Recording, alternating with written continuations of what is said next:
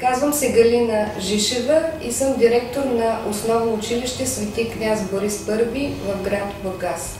Едно от първите училища на територията на града с 107 годишна история.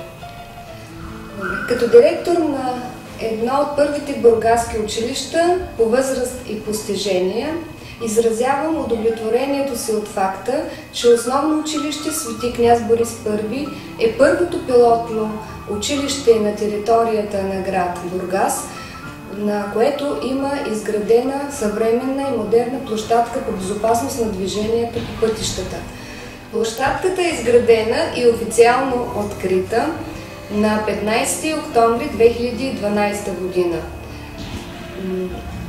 По партньорски проект между Районен център 112, Сдружение СОС ПТП Бургас в партньорство с Община Бургас и Регионален инспекторат по образованието Бургас.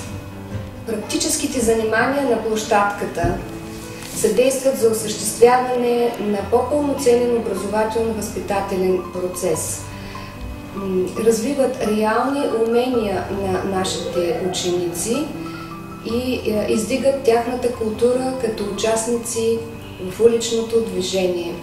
За учениците обучението на тази площадка е много атрактивно, интересно, занимателно и те оценяват тази придобивка на нашето училище, за което сме благодарни най-вече на Сдружение СОС ПТП, което изцяло е финансирало изграждането на тази площадка.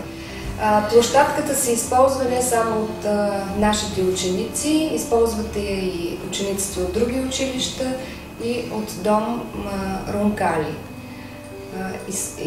Отново използвам възможността да изкажа своята благодарност към нашите партньори по проекта, Сдружение СОС ПТП с председател господин Киров и Районен център 112 с началник госпожа Миткова. Пожелавам още много бъдещи съвместни, полезни и познавателни инициативи.